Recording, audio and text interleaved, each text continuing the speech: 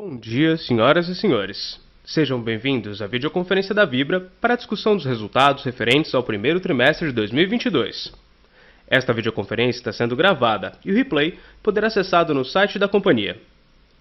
A apresentação também está disponível para download. Informamos que todos os participantes estarão apenas assistindo à videoconferência durante a apresentação. E, em seguida, iniciaremos a sessão de perguntas e respostas quando mais instruções serão fornecidas. Antes de prosseguir, aproveito para reforçar que as declarações prospectivas têm como base as crenças e suposições da administração da Vibra e as informações atualmente disponíveis para a companhia. Essas declarações podem mover riscos e incertezas, tendo em vista que dizem respeito a eventos futuros e, portanto, dependem de circunstâncias que podem ou não ocorrer. Investidores, analistas e jornalistas devem levar em conta que eventos relacionados ao ambiente macroeconômico, ao segmento e outros fatores operacionais podem fazer com que os resultados sejam materialmente diferentes daqueles expressos nas respectivas declarações prospectivas. Estão presentes nessa videoconferência o Sr. Wilson Ferreira Júnior, CEO da Vibra, o Sr. André Natal, CFO e IRO. Gostaria agora de passar a palavra ao CEO, que dará início à apresentação. Por favor, Sr. Wilson, pode prosseguir.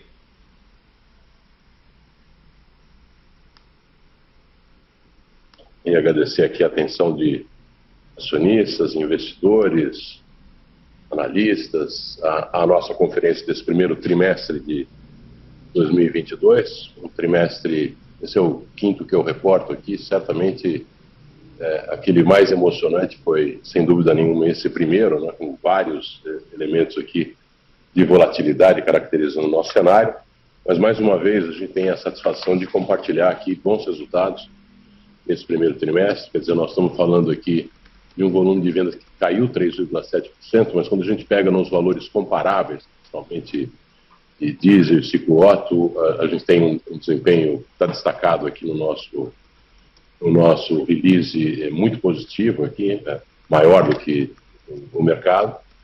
A gente continuou estendendo a nossa rede, mais 156 postos na comparação com o mesmo trimestre do ano passado, então continuamos com essa expansão vigorosa e importante, que tem caracterizado de uma forma gradual o nosso desempenho em termos de recuperação de market share. Nós chegamos aqui a 28,2% nesse trimestre. E aí os resultados importantes, ou seja, a companhia continua sendo a líder nos menores custos, é algo que já aqui é um conjunto de entregas que fizemos, especialmente no ano passado, de OBZ, relativos aqui à redução de custos com logística, nós vamos mostrar, etc. R$60 por metro cúbico, que nos permitiu trabalhar com uma margem EBITDA também consistente de R$123 por metro cúbico. Ela é praticamente idêntica à que nós tivemos no mesmo trimestre do ano passado, apesar de uma enorme volatilidade na comparação com nesses trimestres, e chegando mais uma vez aqui a um EBITDA, um valor total reportado de R$1,1 bilhão.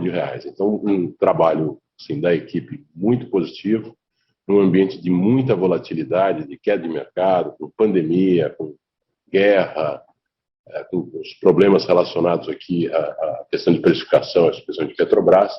Então, acho que foi um ambiente desafiador, mas que a gente, mais uma vez, acho que desse trabalho de equipe demonstrou aqui, acho que os números que estão nesse próximo slide, ele é uma demonstração da consistência, quer dizer, ele vem crescendo o nosso EBITDA na razão de a companhia que em 2018 trabalhava com R$62 por metro cúbico, tem praticamente o dobro disso no primeiro trimestre de 2022. No tema da despesa, ocorre exatamente o contrário. Nós tínhamos em 2018 111, nós estamos chegando agora a 60. Então, um trabalho também que entrega praticamente todas os nossos compromissos relacionados à redução e à gestão eficiente dos nossos custos. E o market share, que chegou aqui na parte mais baixa em 2020 a praticamente 26,5%, e agora nós estamos com 28,2%, um acréscimo de 0,2% na comparação com o mesmo trimestre. Então, de novo, um processo de recuperação consistente da companhia.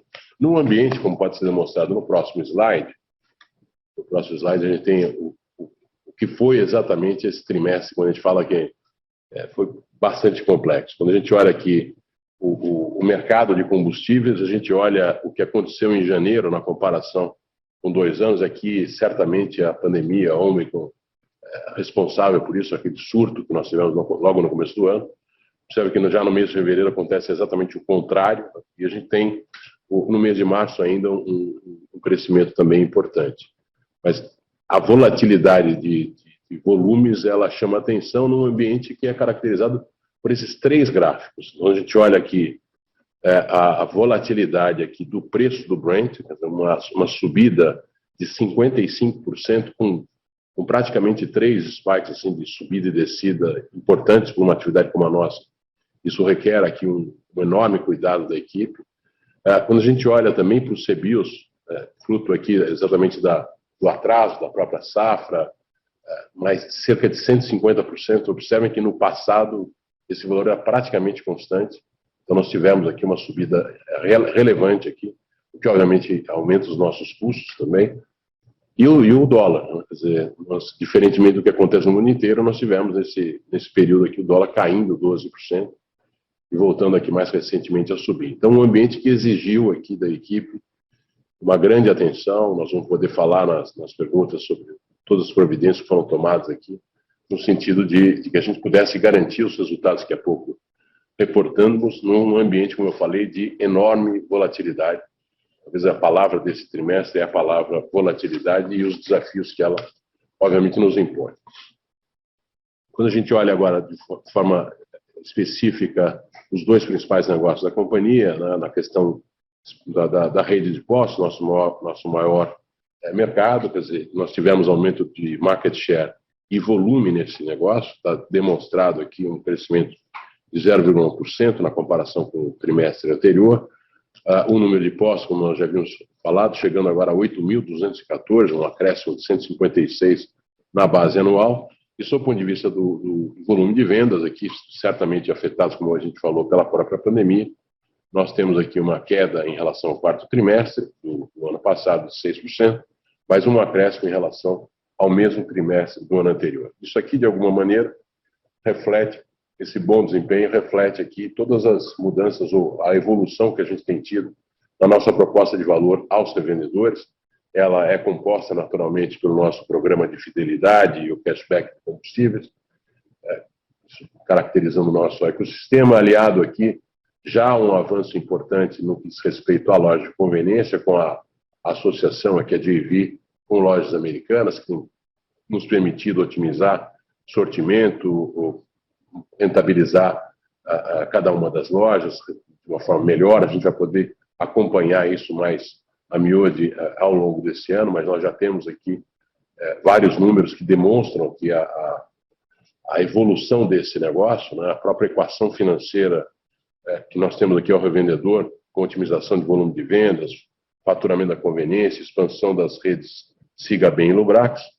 E, obviamente, aqui, olhando a imagem dos postos, mais de 1.000 postos já com a nova imagem da companhia e preços competitivos, que é exatamente o produto que nós podemos compartilhar com o mercado em função da maior competitividade, maior eficiência do nosso negócio.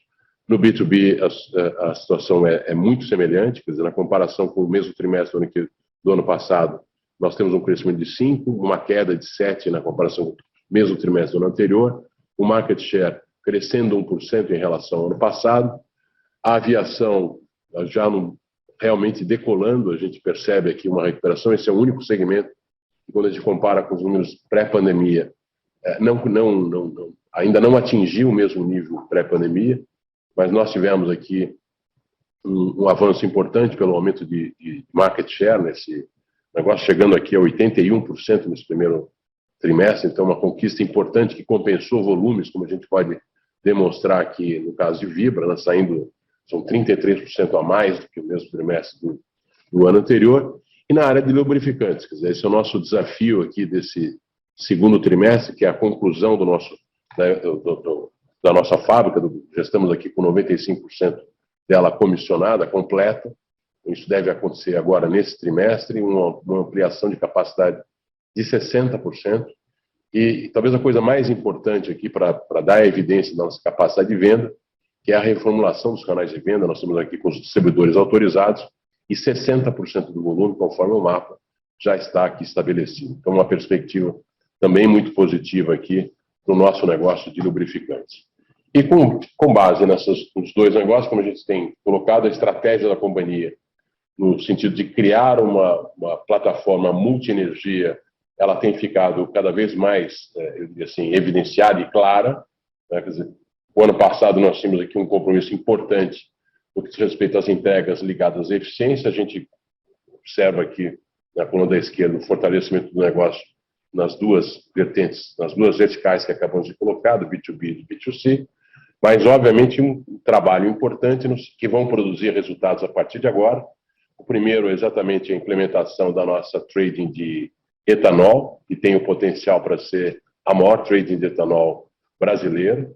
Isso foi aprovado recentemente pelo CAD. Nós temos aqui a expectativa de, já no final do mês de junho, começo de julho, já estarmos operando essa nossa nova empresa, então, em parceria com a Copersucar. A segunda, a implementação da VEM, isso já teve a aprovação do CAD no último dia do ano. A companhia começou a operar no início de fevereiro. Aqui nós temos aqui uma possibilidade de crescimento assim, bastante relevante no que diz respeito ao número de lojas, mais do que dobrar ao longo dos próximos 3 anos. E, obviamente, nos novos vetores de crescimento, destaque aqui a Comerc, fechamos também nesse trimestre esta operação. Então, temos aqui uma plataforma realmente ampla, são 34 empresas ligadas à Comerc para trabalhar serviços, para trabalhar eficiência energética, para trabalhar comercialização de energia renovável, uma plataforma importante de crescimento de praticamente 2.000 megawatts ao longo dos próximos 2 para 3 anos. Então, realmente uma aquisição importante, uma JV importante, num momento em que você tem uma liberação do mercado livre de energia bastante forte até 2025, o que vai nos permitir aqui vantagens corporativas, cross-selling, várias atividades. Com a ZEG, o acordo firmado, já as 3 primeiras usinas sendo desenvolvidas aqui em parceria com o Vibra, então o acordo estabelecido, a produção de biometano a partir de 3 usinas já em processo. Finalmente, a EasyVolt, quer dizer, essa nossa parceria aqui com uma startup, primeira vez que a gente faz um aporte importante, é que essa companhia aqui está dizendo 200, são quase 300 carregadores em 9 estados, ela faz praticamente 3.000 cargas no serviço as a service, já com parcerias com várias marcas, né? Com a BMW, por exemplo, você, no painel do carro elétrico, ele já consegue identificar aonde tem estações para carregamento, você pode fazer reserva, você financia tudo isso aqui com o seu cartão, quer dizer, um trabalho espetacular aqui, a gente tem visto que é alguma coisa realmente inovadora em relação ao mundo inteiro.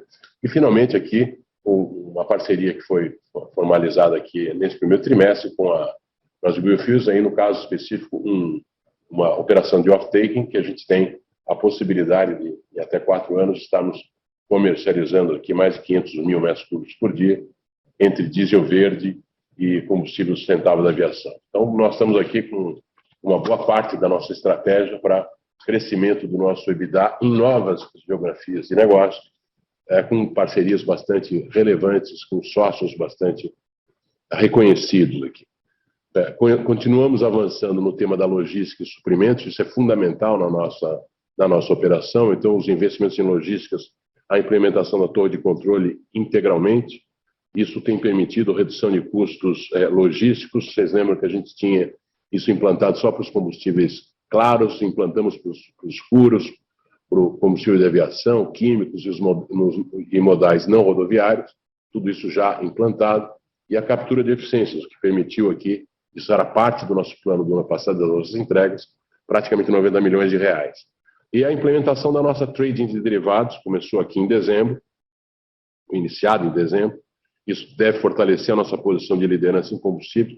A importação é algo relevante aqui agora no suprimento das nossas necessidades em termos de Brasil. Então, nós temos aqui mesas onshore e offshore de derivados mitigando o conjunto de exposição a flutuações.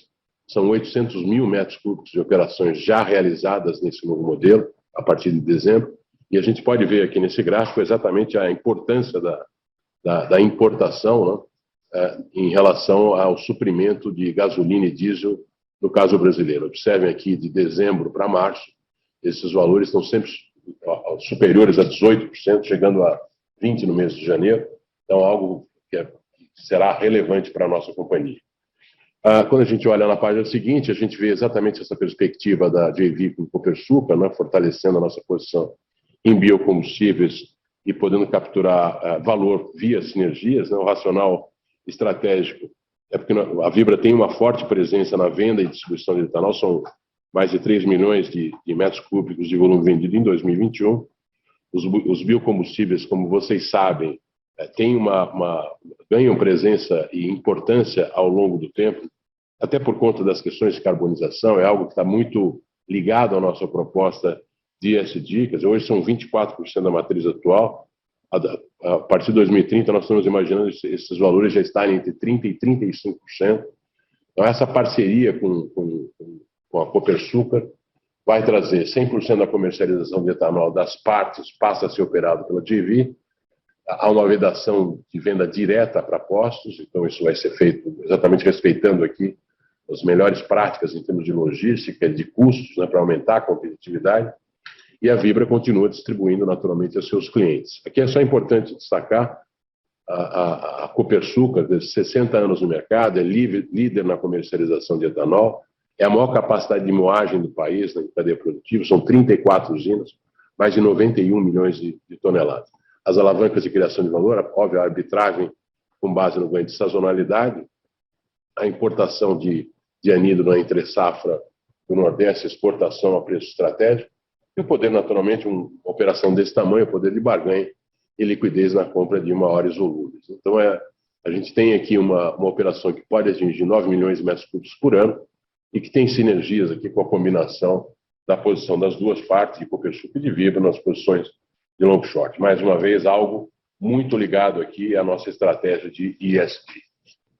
Com a LASA, a gente também reportando aqui o início dessa operação em fevereiro, a combinação de dois agentes muito importantes, Vibras e Americana, de tal maneira a poder expandir o nosso footprint de lojas. Já tem 1.250 lojas, como eu havia colocado, mas a gente tem aqui 8.200 postos, quer dizer, o espaço de crescimento é relevante.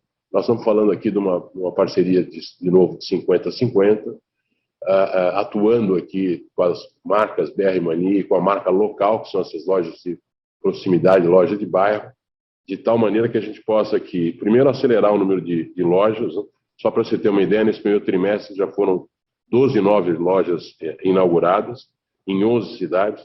Nós temos aqui uma otimização da rentabilidade via inteligência de mercado e maior eficiência em supply chain. Aqui o objetivo é aumentar, de fato, o faturamento das nossas lojas e há uma melhoria de proposta de valor para cada revendedor. A gente já está sentindo isso, temos feito pesquisas, vemos aqui, de fato, pela primeira vez aqui, uma satisfação dos operadores de lojas de conveniências com a perspectiva estabelecida por essa parceria. Na próxima, a gente tem um pouco dos highlights aqui de Comerc. Essa operação também fechada aqui ao longo do mês de fevereiro, fechamos isso aqui no último dia de fevereiro. Ela impulsiona, como a gente falou, a posição de Vibra num mercado que é um mercado que tem uma perspectiva de crescimento importante. O Mercado Livre hoje transaciona cerca de 32% do volume de energia elétrica no Brasil, vai a 50%, um pouco mais do que 50%, em 4 anos, é um crescimento vigoroso aqui do número de clientes. 80% dos nossos clientes de B2B não fazem parte do Mercado Livre, então uma possibilidade enorme de sinergia. E uma coisa importante é o fato de essa companhia ter o desenvolvimento de lastro. Então, a capitalização foi feita inicialmente por Vibra na Comerco, vai permitir essa expansão. Ela já é a maior operadora de GD com quase 150 megawatts pico, vai duplicar isso aqui ao longo dos próximos 2 anos, e ela tem 326 megawatts pico na área de geração centralizada para grandes clientes, e aqui nós temos a possibilidade de praticamente multiplicar por 6 essa capacidade ao longo dos próximos quase 3 anos. Então, essa perspectiva aqui, e a gente vê essa evolução ao longo do tempo aqui, ao longo dos próximos trimestres, até o primeiro trimestre de 2024, e já produzindo resultados. A companhia crescendo o seu lucro bruto e, obviamente, aumentando também o seu EBITDA. Então, o crescimento é focado basicamente em solar, 80% desse crescimento de plataforma é solar, mas também com eólica. Então, a companhia toda a energia que a Comerc vai estar comercializando para os seus clientes é uma energia renovável e certificada. Aí nós vamos aqui finalmente para a parceria que a gente tem com a ZEG, né? Aqui basicamente tem um dado importante, hoje até há uma matéria grande sobre a importância do biometano no jornal Valor Econômico. É um combustível que tem ganhado participação pela sua qualidade, pela capacidade de neutralização de carbono. Essa parceria ela já permite a gente fazer usinas e gerar esse biometano. A gente tem uma vantagem competitiva que é exatamente já advinda aqui da própria parceria com Copersucar. Nós temos aqui um processo de extração, de produção de biometano a partir da vinhaça de cana-de-açúcar. Então, evidentemente, a parceria que nós temos já com Copersucar através do etanol vai permitir aumentar a competitividade de cada uma das usinas, podendo produzir adicionalmente aqui biometano. Então, uma vantagem também decorrente dessa ação. Eu vou para os últimos dois slides, aqui o primeiro falando especificamente sobre a questão da BBF, ou seja, nós temos aqui dentro também da nossa plataforma de estratégia de produção de diesel verde, de combustível sustentável para a aviação, dentro da questão ligada ao ESG. Então, nós temos aqui uma posição de off-taking, né, de 100% da produção da planta da BBF, que vai ocorrer na Amazônia, basicamente no estado de Roraima, para a produção, como a gente falou, do HVO e do combustível sustentável da aviação. Aqui nós temos uma fábrica que está sendo feita a quase 2 bilhões de reais dentro da Amazônia, em áreas degradadas da Amazônia, com complementos aqui ligados principalmente à plantação de cacau, de tal maneira a restabelecer todo o bioma amazônico com palma e cacau. Então, isso daqui, de novo, alinhado a uma estratégia importante de compromissos que Vibra tem em relação ao ESG. E só fechando aqui, reportando aqui a nossa parceria, como eu falei, com a EasyVolt. Aqui fica claro, são 300 eletropostos de recarga em 8 estados brasileiros, são mais de 3.000 recargas mensais de baterias automotivas. É a maior operadora aqui com soluções de recarga em condomínios, espaços públicos e frotas particulares. Uma parceria consolidada já com BMW, com lojas americanas, com EDP, vários parceiros nisso aqui. E a vantagem, da característica desse investimento é um contrato de mútuo conversível. Nós aportamos 5 milhões de reais como opção futura para aquisição do controle dessa operação. Viva terá, então, preferência em próximas rodadas de captação da própria EasyVolt na expansão que ela está fazendo. E a opção aqui de incluir a marca Vibra nos eletropostos que a EasyVolt está constituindo. E a Vibra, obviamente, ela alavancando aqui uma rede comercial e negociando acordos entre EasyVolt e grandes montadoras. Então, aqui a perspectiva, de novo, é de crescimento.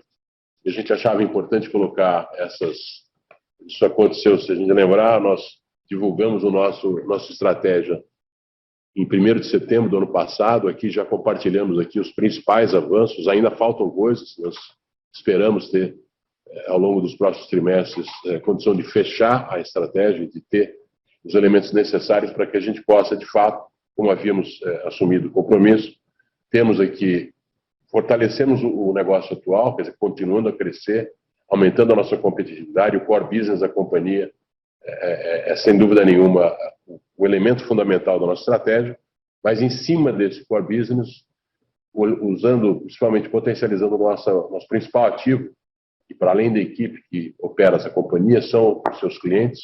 São basicamente 8.200 postos, são 18.000 clientes corporativos, nos nossos postos 30 milhões de clientes, e este ativo é que está sendo potencializado por cada uma dessas iniciativas estratégicas que eu, em nome da equipe, acabei de compartilhar.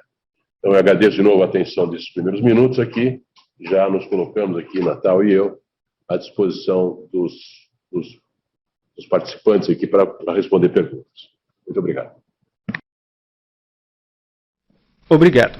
Iniciaremos agora a sessão de perguntas e respostas para investidores e analistas. Caso desejem realizar alguma pergunta, por favor, pressionem o botão levantar a mão. Aguardem enquanto coletamos as perguntas.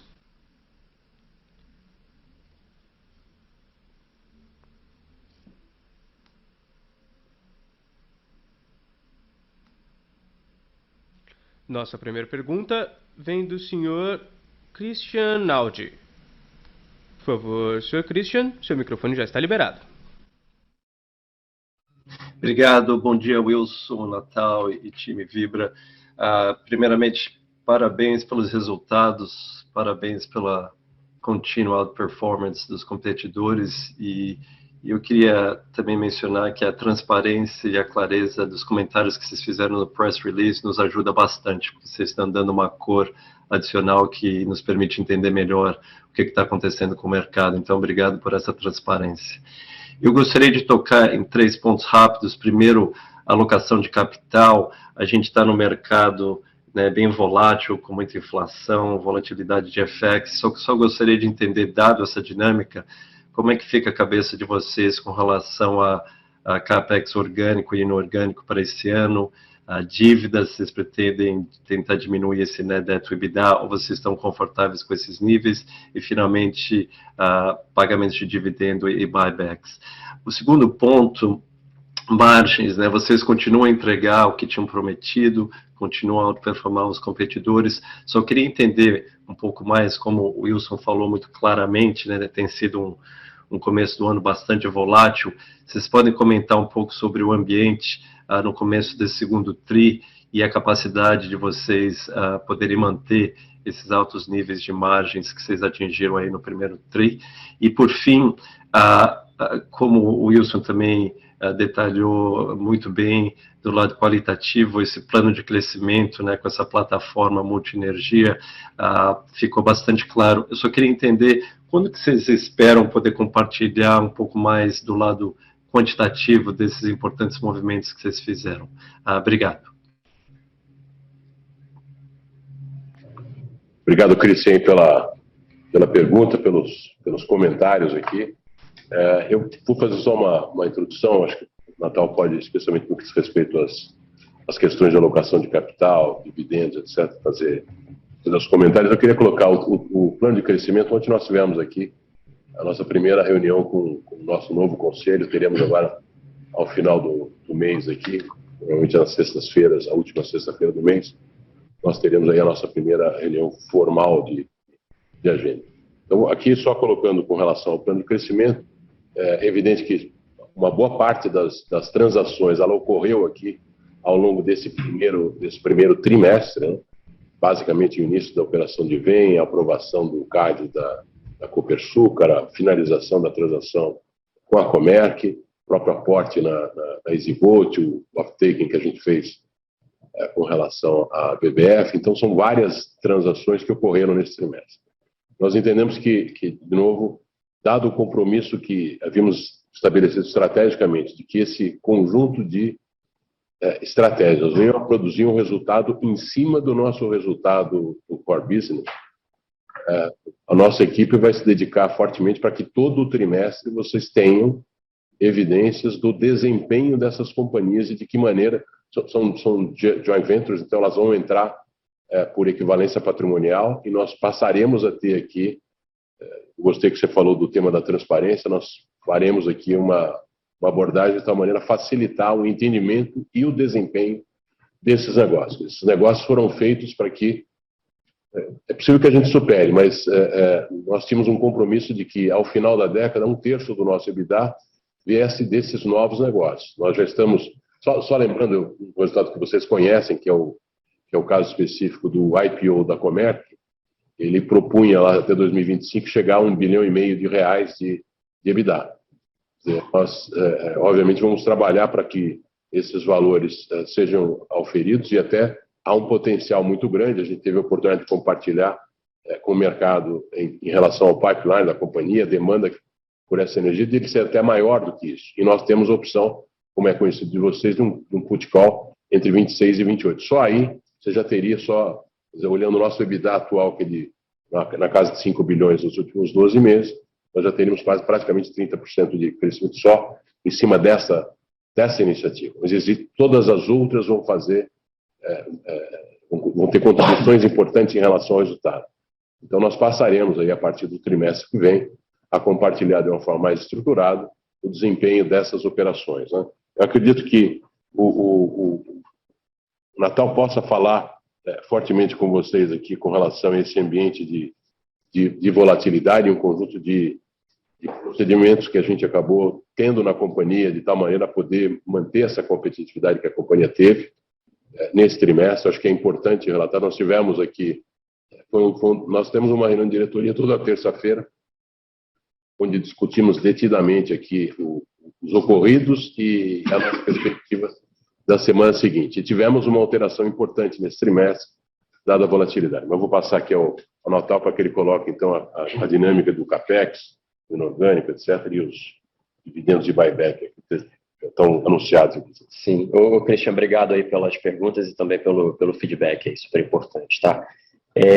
Bom, na tua primeira pergunta, eu diria o seguinte, quer dizer, o mundo muda, a gente precisa se adaptar a ele, né? E, naturalmente, como você bem notou, a volatilidade foi muito elevada e ela traz várias implicações de várias ordens e, certamente, ela nos coloca, nesse momento, numa posição de cautela. A gente já havia mencionado isso aqui no primeiro TRI, foi há pouco tempo, né, o qual do resultado do primeiro TRI. A gente já tinha feito um pouco esse discurso em torno da necessidade da gente ser cauteloso com a preservação da liquidez da companhia, a preservação do caixa. A gente acha importante nessas horas a gente reconhecer o que a gente não sabe, o fator imponderável, né? Então, diante dessas posições extremadas de movimentação do preço do Brent, né, do próprio câmbio, eventual short de global mais severo do que o atual, que há muitas previsões que apontam para esse cenário como possível, que poderia vir a demandar um capital de giro adicional, né, das operações nossas.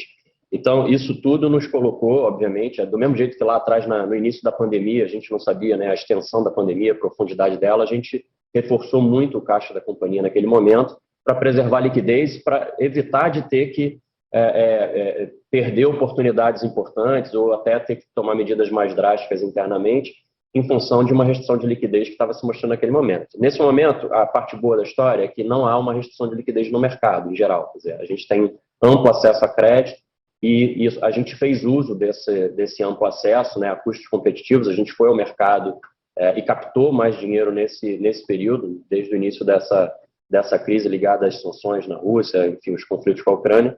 A gente foi reforçar a liquidez da companhia, limitando o dividendo dentro da política de dividendo mínimo, como uma forma de preservar o caixa e também preservar uma banda de alavancagem que a gente se autoimpôs. A gente fez também um certo stop aqui na posição de buybacks que a gente vinha construindo. Então, a gente já figura ali entre os 10 maiores acionistas da companhia, né, a nossa tesouraria, mas a gente interrompeu provisoriamente de forma precaucional, aqui, basicamente para preservar essa liquidez, essa banda de alavancagem, para a gente não correr o risco de, mais adiante no processo, precisar de mais recursos ou de passar dessa banda meramente para comprar diesel, para fazer sourcing de produtos, que seria, enfim, uma coisa, eu acho, uma alocação ruim do capital.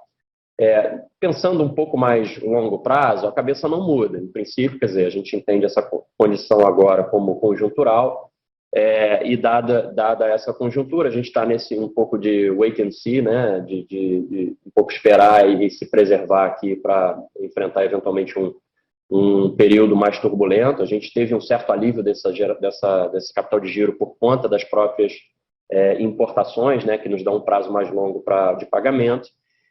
Mas a gente, pensando mais longo prazo, a ideia é que a gente tenha aquela alocação que é mais ou menos assim, de todo o caixa a ser alocado entre orgânico, inorgânico e devolução ao acionista. A gente entende que no período de até 2026, mais ou menos, a gente deveria estar alocando mais ou menos a metade no negócio de hoje, ou seja, em bandeiramentos mais CAPEX orgânico, né, infraestrutura, etc. Uma parte relativamente pequena também, em torno de 20%, é o capital que a gente... E aí a maior parte, quer dizer, a maior parte disso já está executado, que são essas transações que a gente fez para criar as novas avenidas de crescimento, para a construção dessa plataforma multienergia que o Wilson comentou, né? E todo o resto mais seria dedicado, então, aos dividendos, algo perto de 30% a 35% de todo o caixa disponível a ser alocado nesse período de 5 anos. Então, essa é uma alocação, então, long term, essa é um pouco a cabeça e ela não mudou em função da conjuntura. Agora, no curto prazo, a gente precisa reagir à conjuntura, e a conjuntura é tal que nos requer uma certa cautela, a gente está tendo, sem dúvida alguma, essa cautela. Acaba que o consumo de capital de giro por hora não foi tão grande quanto poderia ter sido, até por essa questão da importação, então a gente acabou ficando com um caixa bastante robusto. Então, hoje, não é uma preocupação o nosso caixa, mas a gente, obviamente, o que é tranquilo a um cenário pode deixar de ser a outro cenário, e isso a gente está assim, um pouco acompanhando essa dinâmica global e o que isso pode significar para a gente. Na tua segunda pergunta, que é sobre já o início desse segundo TRI, a gente já tem aí metade do trimestre percorrido, eu diria que, assim, quer dizer, esse novo ambiente, né, de muita volatilidade, ele traz diversas implicações, então é bom olhar janelas mais longas e não janelas tão curtas. Felizmente, nessa janela inicial aqui do primeiro trimestre, acho que a gente teve uma performance que, com todas as nuances e desafios que trouxeram aí, que trouxe esse trimestre, a gente conseguiu navegar bem, mas ainda assim a gente acha que, dado o tempo suficiente desse novo jogo mais volátil, a gente tem chance de performar bem recorrentemente por conta de maior escala, maior, né, a maior apetite, enfim, maior capacidade de acomodar esses riscos que são trazidos pela volatilidade. E a gente tem visto ao longo de abril, por exemplo, a gente viu um cenário ainda pujante de margem, talvez não tão forte quanto a gente verificou lá no quarto trimestre, né? Foi o all-time high assim, da companhia em termos de margem de reposição, mas ainda assim margem de reposição acima das que a gente inicialmente antecipava. E, obviamente, como a gente demonstrou, né, e acho que escreveu bastante sobre isso aqui no release, a gente tem uma expectativa de que parte do ganho de estoque seja carreado para o próprio segundo TRI. Obviamente depende ainda do que vai ser a dinâmica de preço até o final de junho, mas so far so good. Eu diria que a gente tem uma trajetória, eu diria assim, positiva para a gente do ponto de vista de margens como um todo, né? Maio não está muito diferente, quer dizer, as margens de reposição talvez sejam um pouco menores do que abril, mas ainda positivas em relação às nossas próprias previsões. Então, tudo mais constante, a gente acha que, assim, por enquanto, não antevê nenhuma razão estrutural para a gente não conseguir chegar nos nossos próprios targets aqui, que são muito parecidos com a previsão de todos os analistas. Acho que tem uma certa convergência sobre o lugar em que a gente deveria estar em termos de margem, e a gente está, por hora, se mantendo, perseguindo o mesmo objetivo, sem maiores transtornos. Quer dizer, com muitos transtornos, mas sem maiores... Eu só queria fazer talvez um complemento aqui, só lembrando, né, quer dizer, a gente se autoimpôs um limite de alavancagem de 2,5 vezes o EBITDA, e nós estamos rodando a 2,1 vezes, né?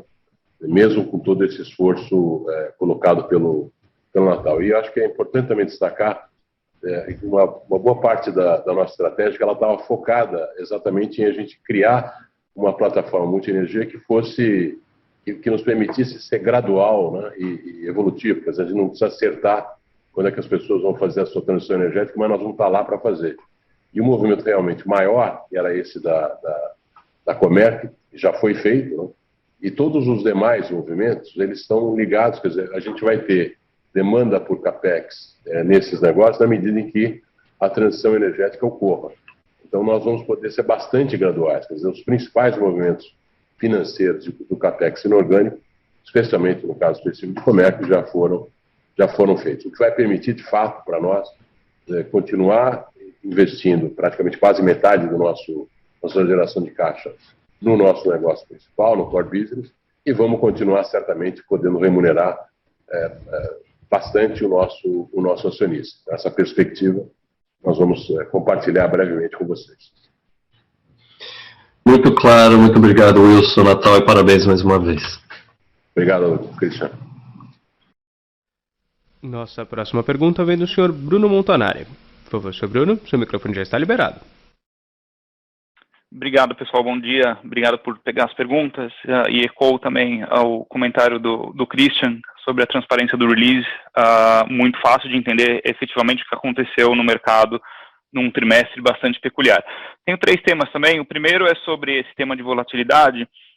Seria correto a gente dizer que o mercado de distribuição passa por uma outra mudança estrutural, com preços diferentes entre o fornecedor nacional e o importado, e que o antigo proxy hedge que vocês faziam agora passa por uma estrutura talvez mais simples, entre aspas, onde o hedge é feito pelo sistema de pricing ainda mais detalhado? ou seja, um repasse mais cirúrgico aí no custo do sourcing importado para o preço médio. A segunda pergunta, ligada ao mesmo tema, é como essa configuração de mercado pode afetar os distribuidores ou traders que escolham não importar ou importar muito menos, e se a Vibra espera ganhar share de mercado ainda mais consistentemente, dado que os volumes parecem estar numa ascendente ainda e o fornecimento local capeado. E se eu puder uma terceira mais rápida sobre capital investido, além da dinâmica de preço, tem alguma maneira em que parte desse capital volte para a companhia de modo a melhorar o retorno ainda mais sobre o capital investido? Obrigado, pessoal.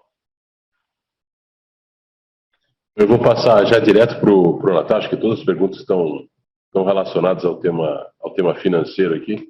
Eu só coloquei no tema, naturalmente, da dinâmica de preço, esse último que você colocou, é natural que até pelo aumento do preço das operações, ou do custo das operações, por força do aumento do Brent, a gente tem que, naturalmente, ter margens que sejam compatíveis aqui com a remuneração do capital, que agora é maior, o capital empregado é ligeiramente maior. Então, é natural que isso ocorra, e a gente tem demonstrado aqui, acho que o resultado desse trimestre é uma demonstração, a gente acredita que isso vai acontecer daqui para frente.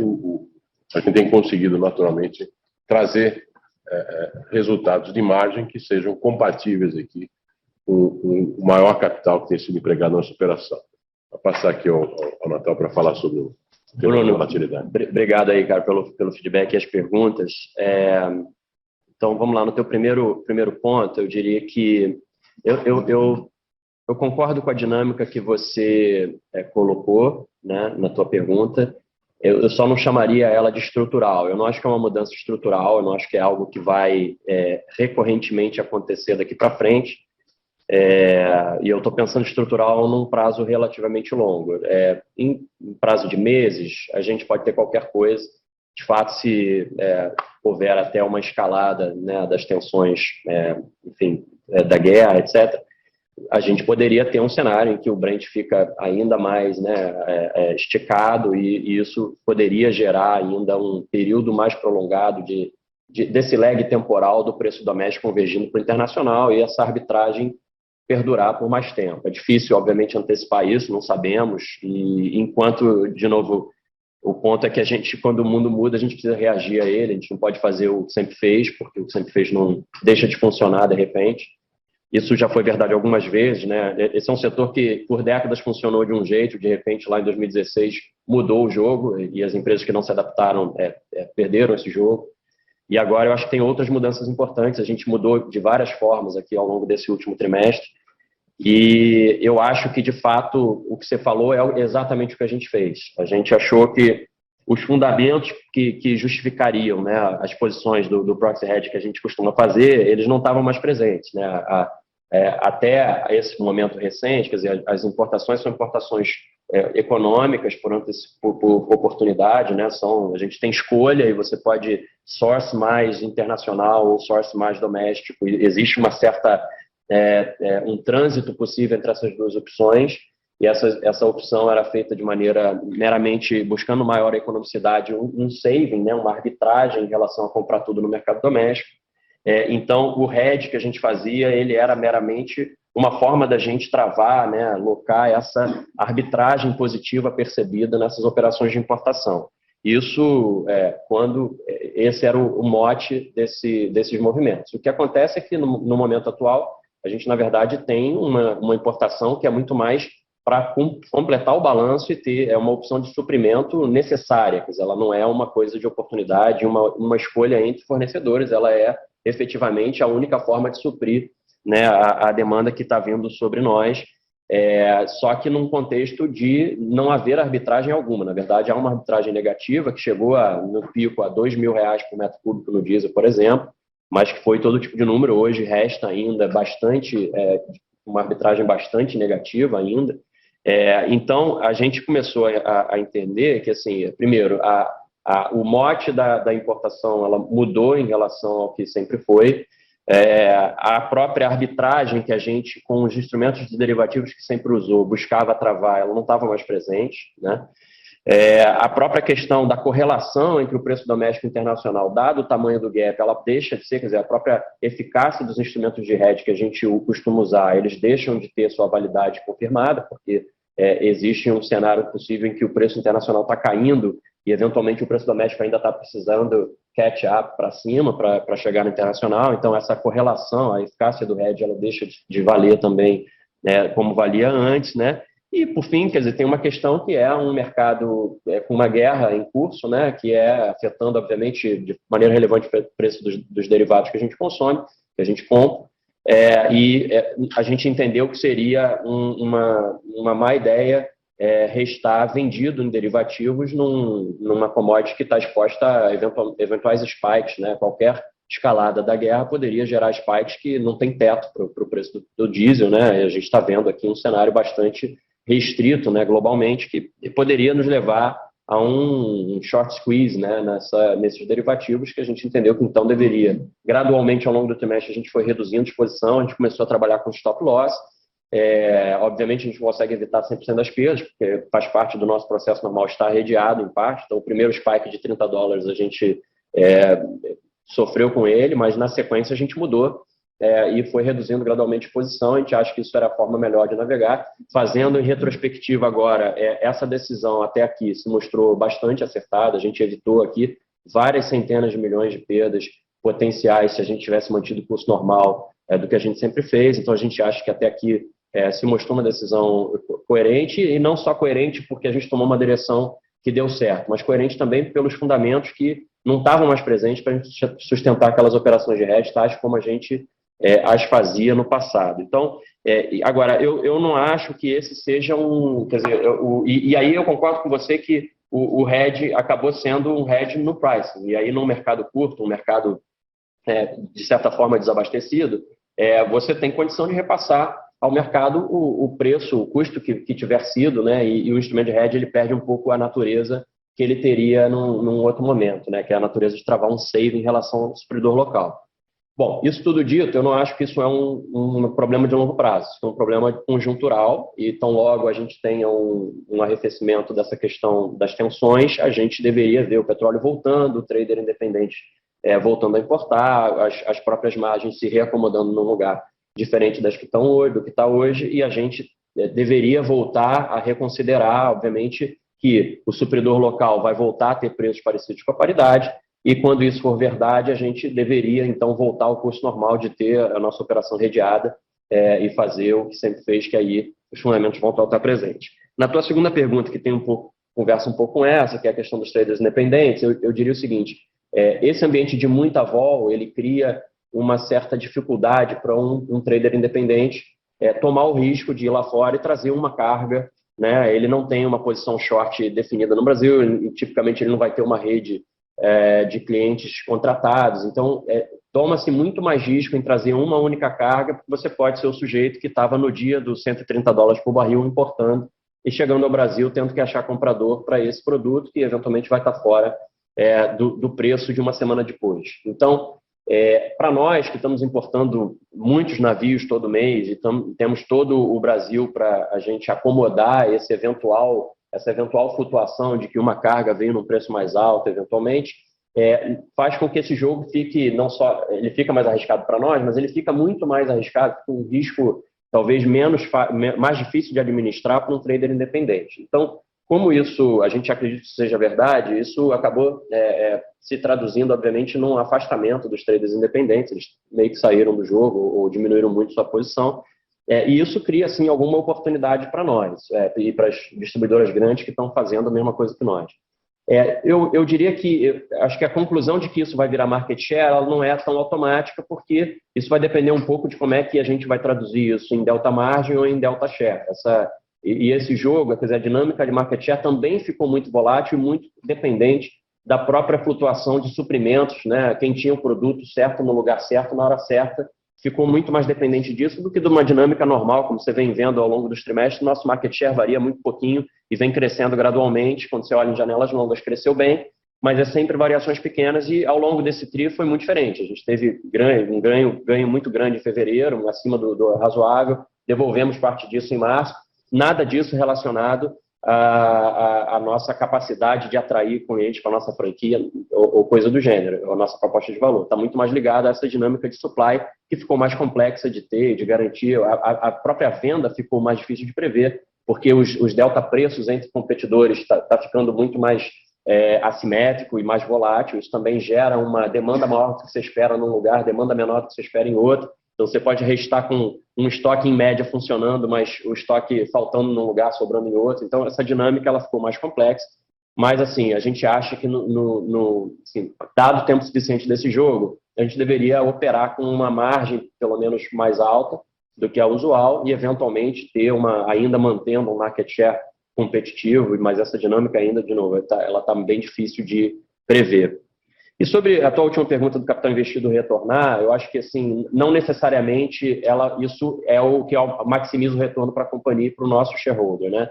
Então, o que a gente acha que é importante é a gente ter todas essas alavancas na mão e conseguir jogar com elas à medida que o tempo muda. De novo, a gente se adaptar ao mundo conforme o mundo muda, né? Então, vai haver momentos em que eu acho que vai fazer sentido a gente retornar o máximo possível de capital para a companhia, para a gente fazer mais buyback, ou para a gente, enfim, devolver para o acionista, ou para a gente fazer algum outro movimento em outra linha de negócio. Eventualmente, a gente pode entender que faz sentido botar esse capital para trabalhar dentro das próprias empresas que a gente está investindo, porque são empresas que também têm pipelines interessantes de projetos, e isso vai ter que ser visto caso a caso e de momento em momento. Acho que não tem uma resposta única agora.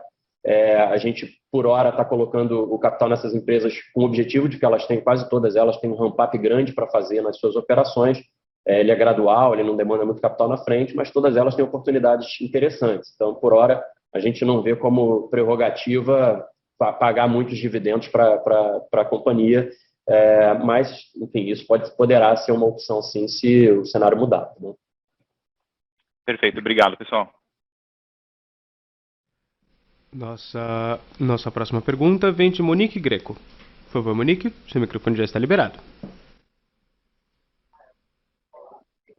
Oi, bom dia, Wilson, Natal. Obrigada por pegar as minhas perguntas. Primeiro, queria parabenizar pelo resultado, bem sólido em meio a um trimestre de tanta volatilidade. Bom, eu tenho duas perguntas aqui. A primeira é, já nessa pegada da escalada da guerra e do risco de uma intensificação do shortage de diesel, tem um risco crescente aí de uma necessidade adicional de capital de giro relevante para vocês num curto espaço de tempo, né? Quando vocês importam, vocês tomam mais prazo na importação do que no mercado doméstico, e isso ajuda nessa equação. A minha dúvida é se vocês consideram a possibilidade também de buscar mais prazo no mercado doméstico junto à Petrobras para tentar mitigar um pouco esse efeito. A outra dúvida, outra pergunta em relação ao embandeiramento. Vocês tiveram um embandeiramento relativamente menor esse trimestre, enquanto os competidores aumentaram um pouco o ritmo no mesmo período. Queria saber de vocês se isso é reflexo de alguma dificuldade de encontrar bons negócios aí para embandeirar, e como que vocês veem o ambiente para expandir o embandeiramento aí nos próximos trimestres. Eu vou começar aqui, passar depois ao Natal também. Bom, eu começando pela essa última aqui, né? Quer dizer, o embandeiramento a gente vem mantendo aqui uma perspectiva entre 200 e 300 postos a cada ano aqui. Então, talvez a gente tenha tido nesse trimestre aqui, fruto desse começo de ano, ter férias, ter tido Ômicron, mas a gente não está vendo esse tipo de... Nós temos encontrado oportunidades de embandeiramento, são positivos, talvez a gente não tenha conseguido casualmente aqui, nesse trimestre, por alguma outra razão, mas não é o que está acontecendo. A proposta de valor da Vibra é muito reconhecida hoje, fruto dessas iniciativas que a gente tem, seja da questão da imagem, seja a questão também agora da operação com a VEM, a gente acha que isso está facilitado. Nesse momento em particular, de uma competição mais rígida, eu acho que a gente tem uma vantagem. A pergunta anterior, o próprio Bruno tem essa resposta. Acho que as empresas maiores que têm uma capacidade de suprimento mais competitivo têm, de fato, uma possibilidade, e a gente tem feito isso aqui com a prudência, com capacidade para fazer esse negócio ser, de novo, consistente, robusto, gradual. Então, eu acho que essa é uma coisa importante aqui. Com relação à questão da escalada da guerra. Eu só queria fazer uma observação que eu acho que esse ambiente de volatilidade, ele estimula, eu diria assim, a discussão de equipe para a produção e para aperfeiçoamento dos seus processos de trabalho. Então, eu acho que não é casual tudo que foi colocado aqui. Quer dizer, a equipe foi colocada sob um estresse muito importante e reagiu de uma forma muito positiva, muito criativa, muito inteligente, mas se baseando, como disse o Natal, em fundamentos. Quer dizer, aqui teve um processo importante de análise, processo de ajuste dos nossos processos para que a gente pudesse manter essa perspectiva, né? Entender os elementos, as variáveis e, de alguma maneira, fruto de um processo estratégico, adaptar isso para que a gente pudesse compartilhar novos procedimentos com a nossa rede. Eu acho que isso daqui foi o segredo que a gente acabou desenvolvendo. Vou passar aqui para falar aqui da questão do capital de giro, que certamente é um desafio permanente, né? E eu sei que foi da Petrobras, saber se a gente pode pensar em 2 dias ao invés de um. Eu não sei se... Vamos lá. Não, pois é, Monique, obrigado pela pergunta, acho que ela pode ir pelo feedback também. Acho que é um ponto importante, a gente de fato tem um consumo de capital de giro, né? Está visível aí no nosso resultado desse trimestre, e a gente ainda assim não consegue antever se pode precisar de mais do que isso, né? E acho que você foi num ponto, assim, a gente veio agora de Nova York, eu estava com o Wilson lá, inclusive na conferência de vocês, e a gente crescentemente viu uma preocupação aumentada de muitos investidores numa linha de entender que um balanço mais adiante de diesel pode estar ainda mais restrito, eventualmente com uma pressão ainda os crack spreads estão muito altos, né? Acho que vocês estão acompanhando isso, e ele pode estar muito acima do histórico, e ele pode ainda, quer dizer, não tem teto para isso, dadas as implicações das sanções, né? Isso tudo dito, quer dizer, eu acho que a gente tem assim, feito todas as coisas que eu já falei aí nas primeiras perguntas sobre a questão da preservação da liquidez, então a gente já tem um caixa relativamente assim, robusto, né, para enfrentar, eu acho que a gente tem um war chest, vamos chamar assim, razoável para a gente segurar eventuais altas do petróleo adicionais. Mas você tocou num ponto importante. A gente hoje usa, quer dizer, a gente tem como alternativa, né, usar o risco sacado, que é um financiamento que também é rápido. Eu acho que nessa hora que você pode ter um spike muito rápido do preço do petróleo ou do diesel, né, a gente pode ter uma necessidade rápida também, e aí não dá para estruturar um produto de mercado financeiro, de usar o mercado de capitais. Não dá para ir estruturar uma debênture, fazer uma captação de CRA, não dá para fazer uma operação estruturada que toma alguns meses para efetuar, etc., que envolve roadshow. Então, obviamente, a gente precisa ter aqui algumas balas para atirar rápido, e a gente tem desenvolvido isso. Acho que uma coisa que a gente desenvolveu é a possibilidade de usar o risco sacado. A gente fez isso no quarto TRI, agora no primeiro TRI a gente até desmontou essa operação, mas ela é uma operação que está sempre... A gente já tem uma pré-autorização do Conselho para usar isso como uma ponte eventual para depois estruturar uma captação mais robusta, mas a gente tem sempre essa possibilidade de usar o risco sacado, mas o risco sacado é o banco nos dando prazo, quer dizer, a Petrobras recebe lá de imediato, né, e a gente toma prazo, então são os bancos nos financiando com risco Vibra, né.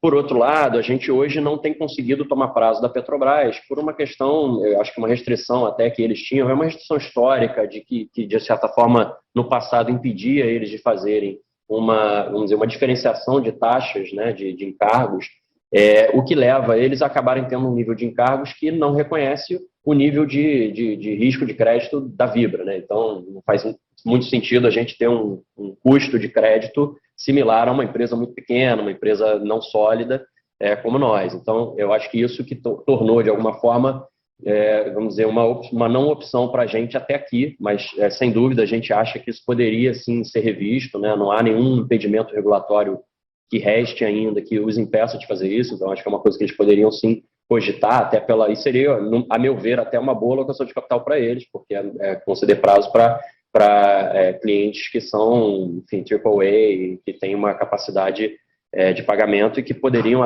tomar mais prazo deles diretamente, né, e não só usando o risco sacado.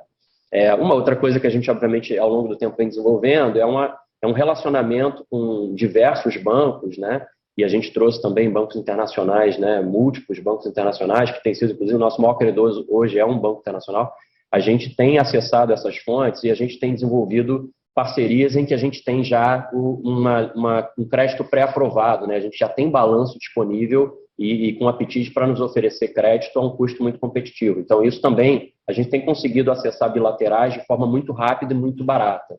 Então, isso também é uma opção, quer dizer, mesmo que a gente não consiga eventualmente essa linha via fornecedor, a gente consegue executar, a gente já executou operações muito rápidas aqui em alguns momentos, com bancos bilateralmente, sem usar mercado de capitais também. Então, tudo isso, quer dizer, tem que compor um portfólio de opções, né, para a gente não ficar na mão de nenhuma delas, e isso tem se mostrado vencedor, a nosso ver, né. E só para complementar o que o Wilson já comentou em termos dos embandeiramentos, a gente, obviamente, isso tem uma certa sazonalidade dentro do ano. A gente, obviamente, se você olhar aí o track record, a gente vem fazendo, talvez por 2 anos já consecutivos, bastante à frente da indústria, então acho que a gente ficou um pouco, não vou dizer sozinho, mas a gente ficou mais acelerado do que o setor. A gente, nesse trimestre, entendeu, dada toda a volatilidade, a dinâmica que aconteceu, a gente acabou focando um pouco mais até na questão operacional, no pricing, no hedge, enfim, em operar bem, porque era um ambiente mais difícil de operar bem.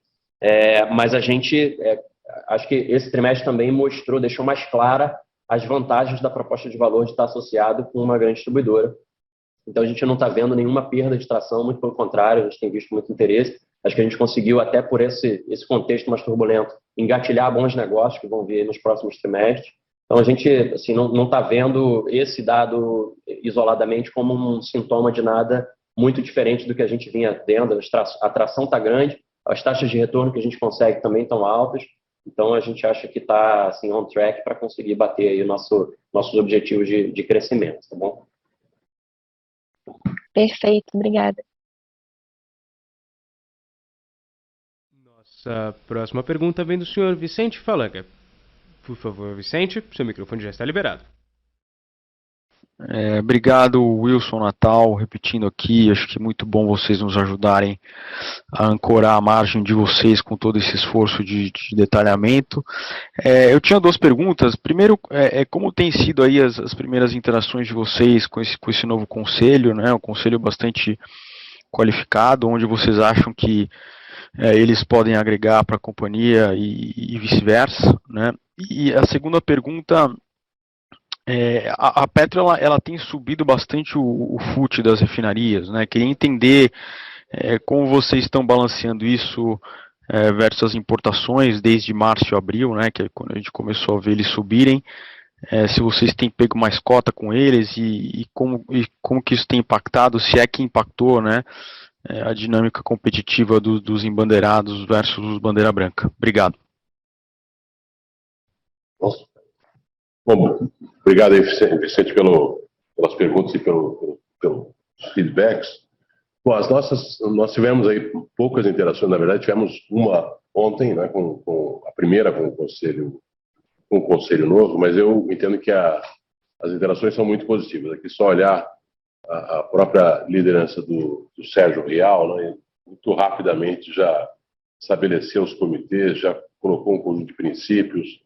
Nós botamos aqui, já montamos com ele um onboarding para todo o conselho. Eu entendo que nós temos aqui um conselho que tem uma experiência executiva relevante, isso deve fazer com que a dinâmica do nosso processo decisório possa ser mais rápida pela experiência dos próprios membros na atividade executiva.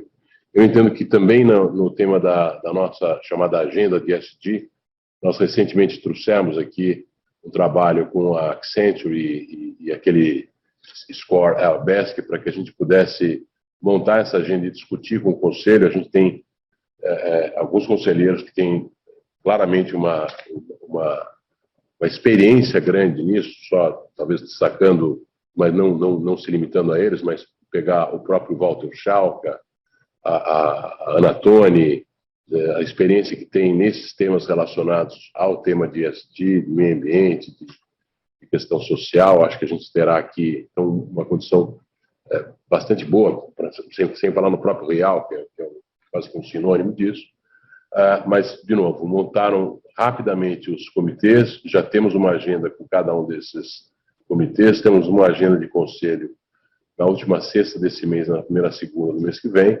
Eu acredito que nós estamos aqui realmente já num ritmo bastante acelerado para que a gente possa ver o entendimento maior do nosso negócio. Eu acho que nos temas aqui, principalmente dessa volatilidade financeira, a gente vai ter boas contribuições deles. Viveram em alguns segmentos e no nosso próprio aqui várias experiências que podem compartilhar com o time, né? Então, acho que é um conselho muito sênior, que terá a condição de dar contribuições, eu falei assim, importantes, especialmente no tema da velocidade, e acho que em alguns temas que são talvez novos para nós e precisam de uma grande experiência, que é o caso, por exemplo, do ESG. Eu acho que a gente tem aqui, tanto na questão ambiental, social, de governança, pessoas que vão poder realmente dar uma contribuição determinante. É um conselho que traz muito valor para a empresa, por conta da sua experiência relevante. Eu acho que a própria decisão na Assembleia foi praticamente unânime, né, no sentido de homologar a chapa. Eu acho que então, todos os investidores acionistas também apostaram muito nessa construção. Estou bastante otimista. Hoje agora temos, inclusive, na parte da tarde, uma reunião com o próprio Real, que vai se apresentar aqui com os nossos diretores. É um conselho que se mobiliza muito rápido e acho que a gente vai ter realmente grande vantagem em ter esse novo momento com esse novo conselho. A segunda pergunta eu pedi ao Falan, obrigado aí pelas perguntas, cara, e também pelo feedback, cara. Veja, a gente tem, obviamente, por uma razão meio óbvia de preço, né, a gente tem buscado da Petrobras o máximo de volume que a gente consegue, né? E isso acho que é verdade para qualquer player, né? Faz sentido econômico fazer. Mas, obviamente, como a Petrobras olha para definir a limitação de cotas, ela olha o histórico, né? E a gente sempre, desde 2019, lá após privatização, a gente imediatamente virou lá o maior importador do Brasil. A gente, obviamente, tem ela não consegue nos atender completamente no nosso pedido. No limite, a gente gostaria de comprar 100% do refino local. Isso não é possível. Então, mesmo com a elevação do FUT, porque o FUT aumentar, ele não muda os relativos, quer dizer, ele só aumenta o tamanho do bolo a ser dividido, mas o bolo, a demanda também cresce, né? O mercado de diesel também veio numa certa expansão, e você tem aqui uma divisão desse bolo. Que a gente, obviamente, trabalha para não acontecer, não perder posição relativa, ou seja, a gente não piorar em relação a todo mundo mais, em relação ao percentual de acesso que a gente tem ao suprimento local. Mas isso dito, quer dizer, a elevação do FUT, ela não necessariamente se traduz em um maior sourcing percentualmente do refino local, dado que a demanda também cresceu. Agora, isso tudo dito, quer dizer, a gente continua numa estratégia de ter que buscar mais ou menos 20% do nosso sourcing total de diesel e gasolina no mercado internacional. E, de novo, assim, dentro desse contexto de um mercado relativamente restrito, com os players independentes razoavelmente afastados desse jogo da importação, a gente acha que tem uma condição favorável de repassar esses delta custos e, enfim, ainda chegar na ponta com condições de, enfim, não sobrar fora do mercado, né? Não sobrar com estoque e ficar fora do mercado. Muito pelo contrário, a gente tem tido até um nível vamos dizer, de demanda acima do esperado em cima dos nossos produtos, por esse ambiente de uma certa, vamos dizer, restrição ou maior dificuldade de suprimentos generalizada, tá bom? Obrigado, Wilson. Obrigado, Natal. Lembrando que para fazer perguntas, basta pressionar o botão levantar a mão. Nossa próxima pergunta vem do senhor Marcelo Gumiero. Por favor, senhor Marcelo, seu microfone já está liberado. Boa tarde, Wilson, Natal. Obrigado por terem pego as minhas perguntas. Parabéns pelo resultado e pela transparência mais uma vez. Muitas perguntas foram já respondidas. Eu tenho talvez uma última aqui do meu lado, que é um pouco sobre a dinâmica de preços na ponta, né? Então, como vocês mencionaram, quer dizer, cerca de 20% do supply de vocês está vindo de importação. E aí, quer dizer, se a gente imaginar que 100%, né, do preço na bomba fosse, né, convergir para um preço de paridade de importação, o retorno seria muito alto, né? E aí, obviamente que isso não necessariamente é verdade, dado que muitas vezes o desconto da Petrobras versus paridade internacional chegou a mais de 1.500, quase R$2.000 por metro cúbico. A minha pergunta é só, enfim, como que vocês estão vendo o repasse, talvez esse custo um pouco mais elevado da importação na bomba, né? Se esse repasse ele acontece em algumas praças, né? Talvez onde o produto importado seja mais relevante, ou se não, se na verdade o repasse ele é feito em escala nacional, levando em conta talvez um custo ponderado ali entre preço Petrobras e preço importado. Enfim, minha pergunta é mais nessa linha de entender como que vocês estão vendo o repasse de vocês e dos competidores também. Obrigado, pessoal. Obrigado, Ilmeiro, pelo feedback também, pelas perguntas, ou pela pergunta. Eu acho que é uma pergunta interessante, ela de fato tem suscitado bastante, assim, muita discussão, né? Uma discussão rica, assim, interessante. Veja, o que você falou é verdade. Não faz o menor sentido, né? A gente imaginar que o preço na ponta vai ser exatamente a PPI. O mercado não está, o custo das empresas não é PPI, né? E é falsa a ideia de que o preço de equilíbrio desse mercado vai se dar pelo preço que viabiliza o último barril desse mercado. Porque quando você tem uma parte tão relevante do supply de todo mundo, né, sendo feito a um preço que é, enfim, divergente, né, que ele tem um certo desconto em relação ao preço internacional, necessariamente, isso só seria verdade se você tivesse um acesso exclusivo a um player, por exemplo, que tivesse tendo a possibilidade de ter sourcing mais barato no seu custo, mas que todo mundo mais não tivesse acesso a essa vantagem. Então, necessariamente esse player seria, assim, vamos dizer, econômico para ele precificar igual a todo mundo, portanto, no preço de paridade de importação, e todo esse delta de preço que ele está tendo no sourcing dele viraria margem para ele. Mas só seria verdade se você tivesse um único player com acesso a isso. Não é o que acontece. O que acontece é que todos os players, né, estão comprando tudo que podem da Petrobras, e todos eles, portanto, estão tendo alguma coisa em torno desse nível de desconto, né, de 20% ou 15%, 20% do seu mix, vindo efetivamente do suprimento local descontado. Então, quando todo mundo tem acesso a isso, necessariamente esse desconto ele vai all the way down para a bomba, ele vai para o consumidor, né? Ele não fica no bolso de ninguém. Isso também foi verdade, se você pensar em 2016, 17, 18, né, quando os importadores tinham, né, sobretudo os independentes, tinham acesso a uma importação descontada, aí era a situação inversa, né, o preço local era muito mais alto, tinha uma importação disponível muito descontada. Naquele momento, isso não virou margem para o revendedor bandeira branca. Os players foram disputar esse mercado e todo esse delta de custo mais competitivo, que poderia ter virado margem adicional no bolso desses players, não virou, e virou um desconto na bomba. Você viu o preço bomba divergir radicalmente naquele momento, e isso se traduziu em ganho de share para esses players, mas não virou margem, né? Não virou, o preço não foi setado pelo custo marginal. O custo marginal naquele momento não era o importado. O player de maior custo, né, o player da última gota, era o player Vibra, por exemplo, a BR, distribuidora na época, que não fazia importação, tinha acesso de quase 100% da sua matéria-prima vindo da Petrobras, a um preço muito mais alto que o doméstico naquele momento. E o mercado não se pautou pelo preço Petrobras, o preço bomba foi convergindo para um preço que reconhecia no custo das empresas o preço descontado da importação. E agora não é diferente, o preço de equilíbrio não se dará pela PPI. Essa é uma inverdade, até porque é fácil de ver pelos números, né? O tamanho do desconto do diesel, por exemplo, chegou a R$2.000 por metro cúbico entre o mercado internacional e o doméstico. Você imaginar que a nossa margem, que é R$100, R$120, 125 nesse trimestre, se a gente estivesse precificando tudo pela PPI, a nossa margem teria ido a R$1.600. Claramente não foi isso que aconteceu, né? E não acontecerá.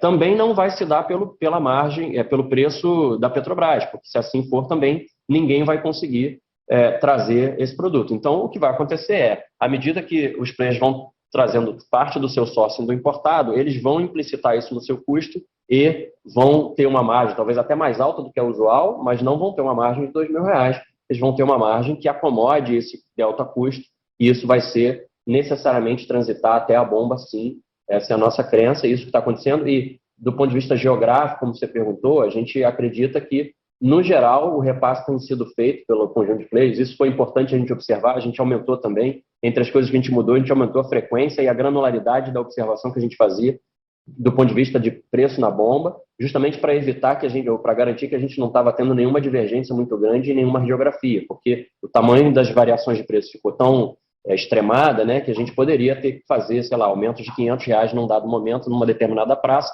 e se os outros players não fizessem do mesmo jeito, usassem uma tática diferente, isso poderia gerar uma assimetria muito grande. Então, a gente começou a acompanhar isso mais no detalhe, e necessariamente o que a gente viu é que os mercados passaram a refletir algo muito próximo do que seria o preço justo daquele mercado. Então, um mercado que estava lá metade importado, metade produto local, esse preço subiu mais ou menos nessa proporção, e aí give or take para lá e para cá, mas seguiu mais ou menos uma lógica de ajustes nas devidas localidades, né? Não é exatamente isso, mas talvez seja a melhor prótese que a gente pode fazer, tá bom? Super claro, pessoal. Muito obrigado. Nossa próxima pergunta vem do senhor Gabriel Barra. Por favor, senhor Gabriel, seu microfone já está liberado. Olá, Wilson Natal. Vou fazer a palavra de todos, mesmo que a minha aqui. Realmente acho que foi um resultado importante, sim, num cenário bem complicado e com questão o disclosure da companhia é um bom exemplo a ser seguido. Assim, acho que vou tentar pegar 3 pontos aqui. Acho que grande parte das perguntas, as principais perguntas já foram feitas, mas tem 3 pontos que eu gostaria até de entender um pouco melhor. O primeiro, acho que vocês falam muito sobre source, né, principalmente nessa parte de importação, e uma das grandes dúvidas que eu tenho aqui é com relação à estratégia, né? Quando você olha essa parte do source, principalmente levando em consideração o short que vocês têm do mercado, a oportunidade que vocês têm aqui com o tamanho da Vibra, como escolher aqui entre não tomar talvez um grande risco na importação e abastecer só a sua rede própria, ou talvez aumentar aqui o market share da companhia no mercado local? Aonde fica esse ponto de equilíbrio aqui na estratégia da companhia? E até se pudesse trazer um pouco dos cenários, como a gente já viu a Petrobras lá no passado, deixando gordura no mercado, hoje com menos gordura, em momentos com muito pouca gordura, ou até com margens negativas aqui para o importador marginal. Então, se pudesse falar um pouco sobre essas estratégias, que ajudaria bastante a entender até o que vai ser o tom para esse ano aqui, dependendo de como a Petrobras vai se comportar na política de preço. E 2 pontos rápidos aqui sobre os novos negócios. Acho que dentro da Comerc, acho que uma das grandes oportunidades aqui de curto prazo me parece até na Comerc Futura, ali, principalmente na questão dos postos de gasolina e vender essa energia para os postos, né? Existe muita sinergia até no processo de venda, na embandeiramento, quando você traz esse produto para o dono do posto, me parece ter uma grande oportunidade ali. Como executar isso? Como que vocês estão atuando em relação a isso para trazer realmente essa sinergia para o negócio?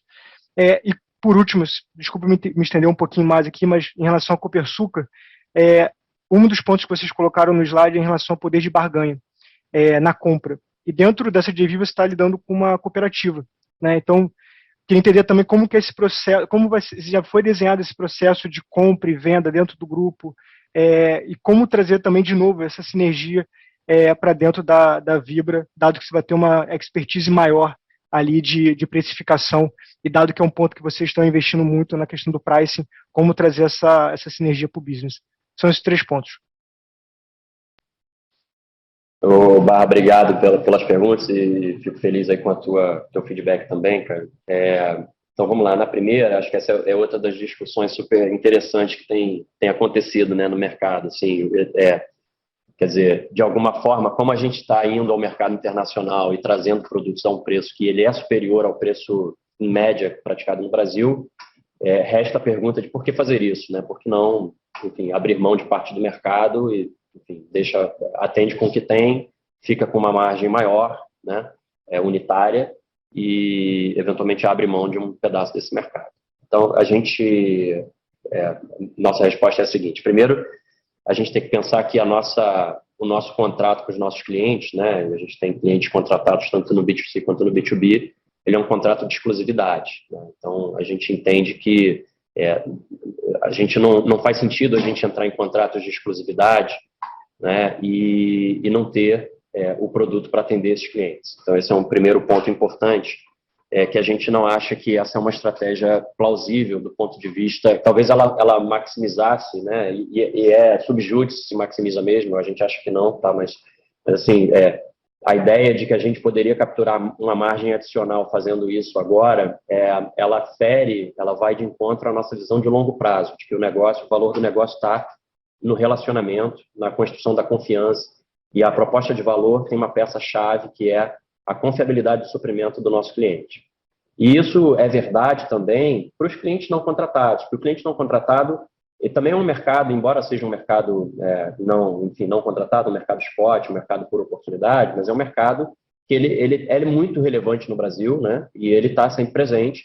É um mercado de onde a gente tira clientes para virarem contratados. Então, se a gente também vira as costas completamente para esse mercado, a gente vai perder espaço, a gente perde estruturalmente competitividade no prazo mais longo. Então, a gente não acha que também seja uma boa estratégia. É óbvio que na hora de fazer as hard choices, né, a gente tiver que fazer uma escolha mais difícil de não ter para atender todo mundo, óbvio que a gente vai sempre priorizar a nossa rede, por uma questão óbvia. São os clientes que levam a nossa marca, que têm compromisso com a gente, mas a gente não acha que é uma boa ideia também a gente abrir mão do mercado. E, assim, esse fato de que a gente importa um preço mais alto do que o preço médio do Brasil não significa, de forma, em hipótese alguma, que a gente esteja perdendo dinheiro fazendo essa estratégia. Muito pelo contrário, a gente entende que tem tido as condições de repassar integralmente esse custo do importado para o preço que a gente pratica, né? É difícil você isolar qual é a molécula que foi importada, qual é a molécula local. Então, não dá para eu cobrar um preço em uma e um outro preço em outra. Mas o fato é que o nosso sourcing ele é um composto de uma molécula descontada e uma molécula a um preço mais alto. Então, esse delta custo ele está integralmente repassado para os nossos preços e está mais do que compensado pela expansão de margem que a gente tem verificado. Então, a gente não acha absolutamente que a gente estaria fazendo mais dinheiro, o nosso EBITDA absoluto seria maior se a gente estivesse fazendo uma margem unitária maior com vamos dizer, um volume menor. Fora todas as nuances que eu coloquei há pouco de que a gente está construindo também um caminho para embandeirar esses outros clientes, para a gente ocupar um espaço no mercado. Se de fato a gente vai ganhar, vai haver uma trajetória de share ascendente, é uma coisa que resta a ser observada nos próximos meses. E essa dinâmica, como eu já disse aí numa pergunta anterior, ela tem sido mais volátil por conta de uma dependência maior de importações, de um lead time maior de entrega, de uma incerteza maior do lead time de entrega. Tudo isso tem uma certa nuance que dificulta operacionalmente criar um share tão estável quanto vinha sendo até aqui. Mas isso tudo dito, a gente acha que a melhor estratégia é a gente seguir numa trajetória de importar e de atender esse mercado e de integralmente repassar esse custo. E a gente vai seguir fazendo isso, então você poderia esperar da gente que a gente siga mais ou menos como a gente vem fazendo. Eu acho até, só fazendo um complemento aqui, estratégia você monta com uma visão de fato de longo prazo, né? Eu acho que a volatilidade aqui ela é uma oportunidade, como eu falei, para que a gente possa melhorar processo, etc. E navegar numa volatilidade que é um negócio difícil de fazer. Mas, de fato, definir estratégia, talvez olhando o que o Natal colocou, que aconteceu em 2016, quando você teve aqui a Petrobras operando mais alto e abrindo espaço para a importação quase que independente, você teve um crescimento daquela plataforma de bandeira branca. Você acabou tendo isso. Mas agora, fruto da maior competitividade, da necessidade de um agente competitivo para a importação, talvez a gente possa ter, obviamente, a gente não sabe o que vai acontecer com cada um desses agentes, mas que são menores, a gente possa ter uma oportunidade de consolidação um pouco mais à frente. Mas eu diria, objetivamente, que a estratégia mesmo se monta com uma visão de longo prazo, com uma coisa estrutural, não conjuntural, e que é nesse caminho que a gente está seguindo. E, aliás, sobre isso, né, quer dizer, olhando o tema dos novos negócios, da Comerc, que você fez referência, Barra, quer dizer, aqui, só lembrando, nós já temos aqui um compromisso de que o grupo Vibra, né, no conjunto das suas operações, possa ser alimentado por energia renovável e migre para Mercado Livre. Aqui nos nossos 8.200 postos, 900 deles já estão hoje ou sendo atendidos diretamente por uma comercializadora do Mercado Livre ou fazendo parte de um condomínio de geração distribuída. Você sabe que a geração distribuída tem ainda uma característica que você tem que ter os parques ou os condomínios na mesma área de concessão. Então, a estratégia que nós estamos montando, claramente, que isso traz uma vantagem para o nosso operador, para o nosso revendedor, é de já compartilhar esse potencial de clientes ou de postos que podem receber, de um lado, ou energia cruzando aqui os nossos parques da Comerc, e alternativamente, sem dúvida nenhuma, fazendo ofertas sobre o Mercado Livre para cada um desses postos. Nossa ideia é de que eles sejam também mais competitivos, e eu diria assim, e mais renováveis, na medida que a gente possa levar essas plataformas, esses 8.200, para serem atendidos pela Comerc. Eles certamente vão ter uma energia mais limpa e num preço mais competitivo, sem dúvida nenhuma. No que diz respeito à Copersucar, né, como você colocou, lembrar que a gente está montando uma plataforma. O objetivo de uma plataforma como essa é de aumentar a competitividade do etanol. Nós vamos ter aqui, junto com o Copersucar, uma participação de talvez 60% dessa plataforma. Agora, essa plataforma, para ela ser rentável, ela não, aqui não trata-se, eu diria assim, exclusivamente de você tentar fazer um processo que gere uma venda da Copersucar e uma compra da Vibra, que é o conjunto dos 9 milhões de metros cúbicos que vão poder ser operados a partir da plataforma e que vão gerar uma competitividade maior no processo de compra.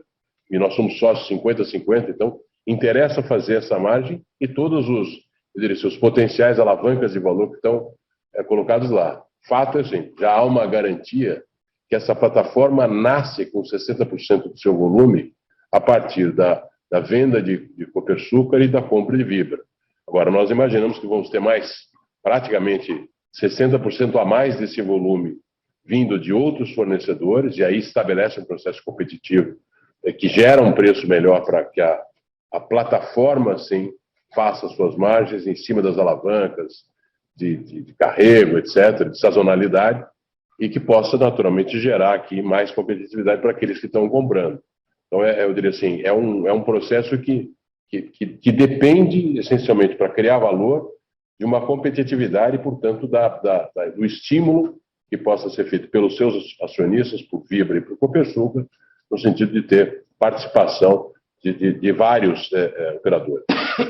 De novo, aquela própria plataforma que eu tenho colocado da ZEG, de a gente poder gerar mais competitividade nas próprias usinas, pela produção adicional de biometano, vai também nessa direção. Então, eu acho que a gente está aqui sempre olhando a perspectiva da ESG de o etanol tem um papel crescente na mobilidade brasileira e ele pode ser mais competitivo. Plataformas como essa aumentam a sua competitividade, parcerias como essa e como a ZEG vão fazer com que esse combustível, que já é o segundo maior em volume no mundo aqui para exportação, possa ser um dos maiores aqui. E é um exemplo brasileiro, de novo, a gente, se for olhar sob a ótica de quanto nós emitimos por quilômetro rodado, seja porque a nossa gasolina tem etanol, seja porque nós temos uma frota flex mais de 70%, nós somos também um dos países que tem a menor emissão por quilômetro rodado do mundo. Se eu puder até te complementar nessa última da comercializadora de etanol, acho que um ponto importante é que a escala de trading espera-se, né, que a escala de trading dessa comercializadora, que poderá vir a ser a maior do Brasil, ela seja muito maior tanto do que a posição long da própria Copersucar individualmente, quanto muito maior do que a posição short da Vibra individualmente. Então, essa escala aumentada é que deveria, de alguma forma, nos gerar tanto uma possibilidade maior de otimização logística, né, acho uma eficiência logística maior, mas também, quer dizer, tem várias sinergias a serem capturadas nisso, uma delas é essa otimização logística, mas também um maior poder de barganha, porque o sourcing dessa trading não vai ser exclusivamente da Copersucar, ele vai também acessar outras usinas, né, de outros players, e, portanto, a escala maior dá, certamente, um certo poder negocial, dará essa companhia. Então, ela vai ter e, obviamente, que as transações entre partes relacionadas aqui, entre as sócias, serão dadas em base de mercado, não há nenhum tipo de expectativa de se gerar algum tipo de transferência, né, de renda ou de valor entre acionistas, né, dessas contrapartes. Muito pelo contrário, tudo será feito à base de mercado, mas sem dúvida que essa trading vai ter um volume grande suficiente para ela ter esse poder, e justamente é isso que nos interessou desde o início. Obviamente existe também a combinação, ela produz uma inteligência maior, a gente vai ter, obviamente, mais informações talvez mais assertivas e que nos capacitarão a fazer melhor o que a gente já faz carrego de etanol, a gente já faz certas arbitragens, a Copersucar faz também, mas fazendo isoladamente é diferente de numa trading com volume muito maior, você fazer isso de maneira combinada, juntando aqui a expertise de todo mundo. Então, isso eu acho que daí que vem, talvez, essa possibilidade de otimização, mas ela, de maneira nenhuma, vai estar associada a uma transferência de renda ou de valor entre as companhias. Perfeito. Acho muito claro, obrigado. Nossa próxima pergunta vem do senhor Bruno Amorim. Por favor, senhor Bruno, seu microfone já está liberado. Bom dia, obrigado por toda a transparência e disclosure, com certeza são muito bem-vindos. Eu gostaria de voltar no ponto da dinâmica de ROIC da indústria. O capital de giro vem aumentando, como vocês já explicaram bem, então para manter o ROIC, a indústria deveria aumentar a margem num contexto difícil por um lado, né, preço de gasolina elevado, que pode levar a uma migração para etanol, onde as margens são menores, tem aumento no custo dos CBIOS, baixo crescimento de volume, e por outro lado, talvez os players menores e menos estruturados sofram mais do que vocês e os outros players grandes. Então a pergunta é como recompor ROIC nesse cenário. Vocês têm visto os principais players se moverem nessa direção? Antes dessa pressão mais recente sobre o capital de giro, o consenso de mercado era de uma margem na casa de R$120 por metro cúbico para a Vibra, que foi inclusive o patamar do primeiro trimestre. Vocês esperam então uma margem recorrente na média muito superior a isso nos próximos 12 meses? Obrigado. Bruno, obrigado aí pelo feedback também, a pergunta. Você tem razão, né? A dinâmica, quer dizer, o capital aplicado nesse negócio precisa subir quando o Brent sobe, né? Se você olhar quer dizer, a gente é naturalmente redeado, a gente compra produto, vende produto, então o nível de Brent, em princípio, ele não nos afeta diretamente, a menos nos contrapés, né? Na hora que sobe ou na hora que cai, gera ganhos e perdas de estoque, mas são one-time effects. Mas na hora que você olha que a gente é redeado, tanto faz o nível de Brent. Aonde isso muda um pouco a equação é porque se o Brent for muito mais alto, o capital de giro é mais alto, e aí você deveria, em princípio, perceber uma margem um pouco maior. Eu diria para você que o raciocínio está perfeito e isso está acontecendo, né? Do mesmo jeito que o Brent subiu, tem toda uma dinâmica competitiva, de maior dificuldade de importação, como você colocou, o player independente um pouco mais ou com menos apetite, né, mais conservador em relação a esse risco da importação, e isso gera uma dinâmica competitiva que tem feito as margens de reposição serem um pouco acima daquelas que a gente inicialmente esperava para o ano, né? É óbvio, quando você olha um trimestre como esse primeiro, em que houve grandes movimentos, e acho que as margens do setor, acho que a essa altura todo mundo já publicou seus resultados, né? Você pode observar uma certa contração de margens, que de alguma forma denota os efeitos dessa volatilidade, as posições de hedge, as posições, enfim, de estoque, etc. Então, há uma série de possíveis tropeços nesse caminho, né? Um jogo mais nervoso, mais arriscado.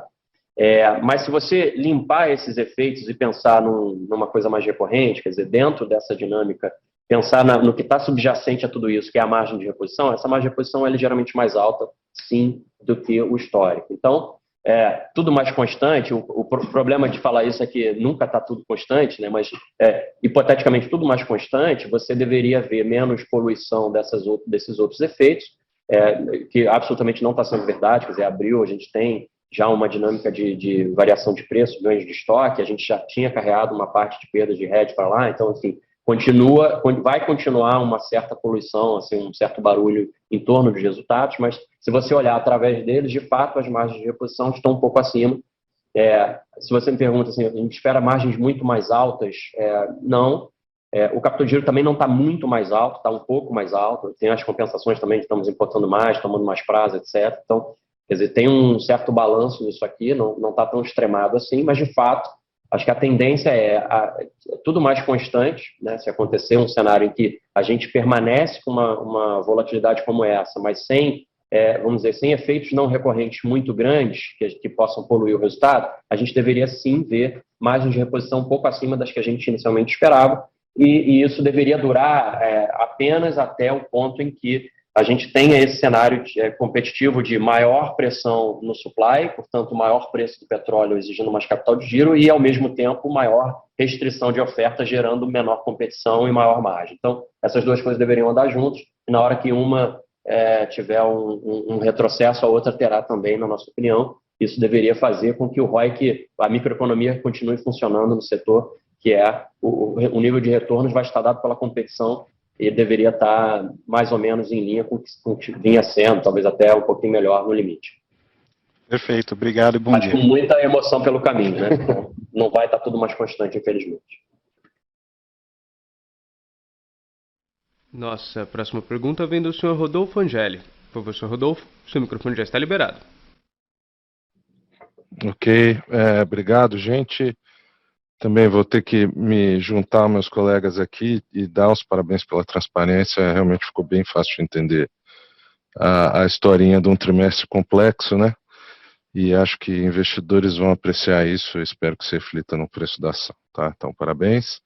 Duas perguntas do meu lado, apesar de estar aqui na lanterninha da fila.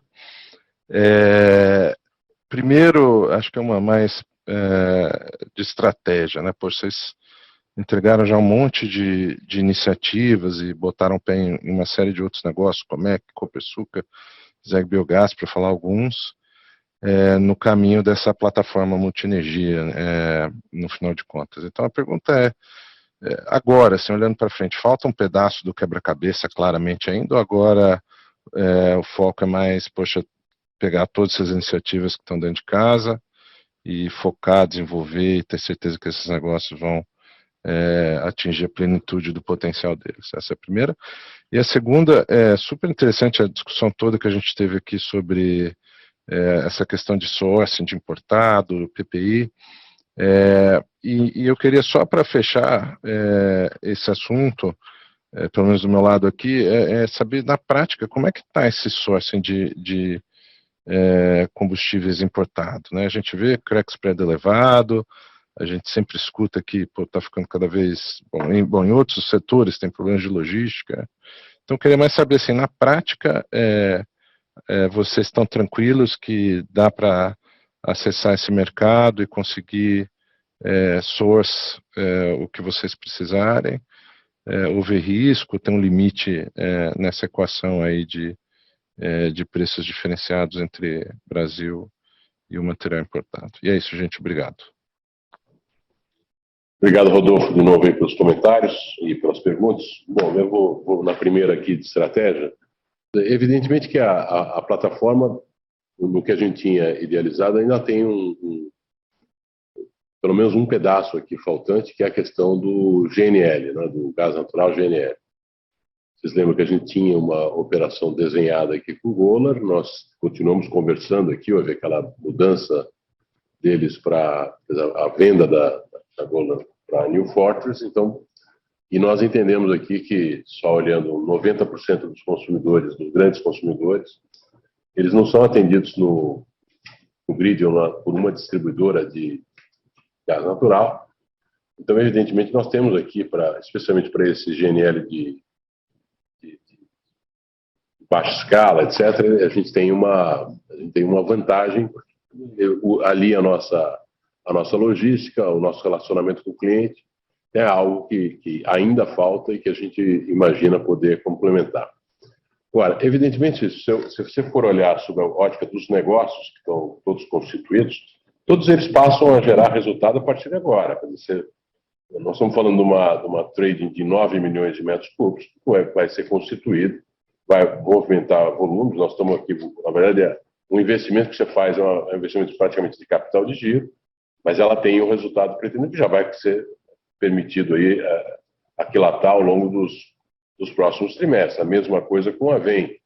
Começa a operar, começa a ter um resultado decorrente da operação já das 1.200 lojas constituídas e todo o crescimento que ela venha a estabelecer. E acho que de uma forma especial, um crescimento mais vigoroso, a gente espera naturalmente vindo da própria Comerc, que já é uma companhia operacional, já tem ativos, já tem clientes, são quase 3.700 clientes. Lembrar que essa companhia juntou, inclusive, com a própria Targus, que já tinha clientes também, já tem uma operação regular de valor e tem um pipeline de crescimento importante, já contratado. Então, 90% do pipeline de 2.000 megawatts que a gente está em construção, ele tem PPAs de longo prazo, de 15 anos, indexados à inflação ou a câmbio. Então, a gente imagina que cada um desses negócios, a partir dos próximos trimestres, todos eles sendo ativados, eles já vão começar a produzir resultado. E como eu falei logo no começo da da nossa manifestação aqui. Nós vamos passar a ter um processo mais sistemático para acompanhamento desses resultados, com uma contribuição para que o mercado possa perceber quanto nós estamos agregando, de fato, em valor em cima do core business. E nós estamos aqui só olhando esse ponto que, teoricamente, falta. Nós estamos, obviamente, olhando oportunidades, avaliando oportunidades e imaginamos que, em breve, possamos trazer alguma coisa. Sempre nos perguntam aqui da questão do hidrogênio, que também é algo como um combustível que a gente vai disponibilizar, mas é um combustível que a gente entende tem uma perspectiva mais longa e ele será naturalmente gerado sendo gerado a partir de energia renovável, será feito a partir da plataforma da Comércio. Passar aqui o Natal falar do sourcing. O Rodolfo, obrigado aí pelos comentários.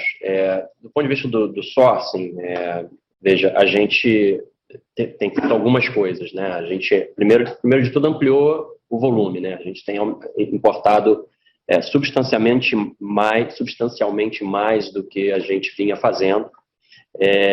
A gente buscou diversificação de fontes, né? Então a gente hoje, não vou abrir aqui por uma questão competitiva, mas a gente vem acessando diversas geografias que a gente não costumava acessar, e isso passou a ser necessário por essa restrição. Um mercado mais tight, né, exigindo prêmios elevados, um crack spread muito alto, os refinadores, enfim, numa posição bastante confortável, né, nesse contexto.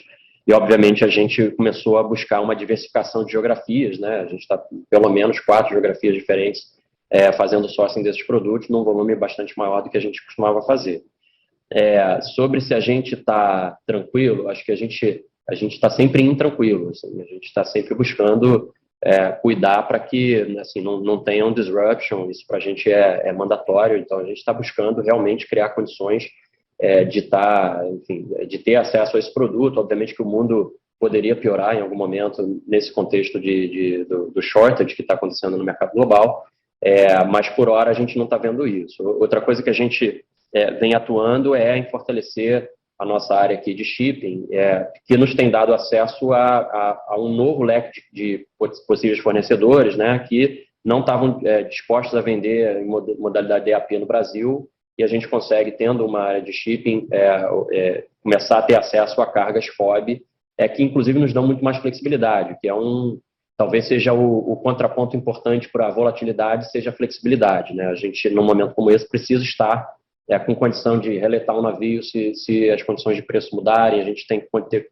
condição de mudar de porto, de mudar se a arbitragem ficar desfavorável num lugar, mas favorável em outro, e a gente fazendo essas cargas FOB, a gente ganha uma flexibilidade adicional e aumenta o leque de fornecedores que estão dispostos a nos vender. Também isso foi importante, isso, enfim, mais uma medida no sentido da gente lidar com essa intranquilidade. Mas eu não diria que a gente está tranquilo, porque não é um momento para estar tranquilo, é um momento para a gente estar atento e diligente sobre da onde trazer os produtos, e a gente está fazendo isso em nome aqui dos nossos clientes. Então, a gente está, vamos dizer, por hora, confortável do ponto de vista de acesso, a gente não está vendo um problema maior, mas ele está mais desafiador, e diante desse desafio a gente está fazendo essas coisas que eu falei, né, e torcendo, obviamente, para que o mercado não entre numa dinâmica de sourcing ainda mais restritiva, né, porque acho que não é bom para ninguém, não é bom para o mundo.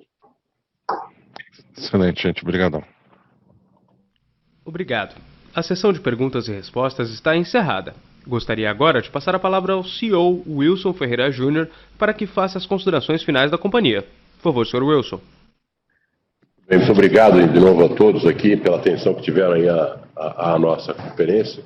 Agradecer todas as perguntas, os comentários. É quase que um alívio quando a gente termina um trimestre desse aqui com essa volatilidade. Ter esses resultados aqui, eu acho que eles são, como eu costumo falar, por justa causa, houve muito trabalho por trás disso, mas eu fico feliz aqui com o reconhecimento, especialmente dos analistas, que a gente reconhece pela qualidade dos seus próprios relatórios. A gente procura fazer alguma coisa que, de fato, permita a cada um de vocês, enfim, entenderem a companhia, o resultado, como ele foi constituído e a perspectiva. Então, é uma satisfação ter tido esses feedbacks de cada um de vocês. De novo, nós estamos num trimestre que mantém quase que todos os elementos que determinaram a volatilidade do primeiro, né? Talvez com a extensão da guerra, né? E eu acho importante essa manifestação final que Natal fez, que é o que a gente tem procurado colocar aqui para a companhia. É um momento de muita volatilidade, onde é necessário muita atenção. A percepção de que algo pode ter implicações diferentes é um pouco do sentimento que a gente gostaria de provocar e de ter, não só dos nossos principais dirigentes, mas de toda a nossa equipe mesmo. Quer dizer, sentir isso aqui, sentir a reação na ponta dos nossos revendedores, a reação dos nossos consumidores. Tudo isso aqui tem que, de alguma maneira, contribuir aqui para que a gente possa aperfeiçoar a nossa proposta de valor num ambiente de grande volatilidade. Esse é o nosso esforço, né, para além de a gente estar perseguindo aqui essas operações, uma estratégia que possa complementar aqui o nosso core business nos termos do que a gente apresentou a vocês. Então, de novo, agradecer a cada um e a cada uma, nos comprometer aqui com essa atenção, né, e esse momento de a gente ficar intranquilo e alerta para que a gente possa reagir tempestivamente às coisas e, obviamente, trabalhar com vocês aqui no sentido de compartilhar a evolução dos nossos resultados, da nossa estratégia. Então, agradecer de novo a cada um. Uma boa tarde a todos.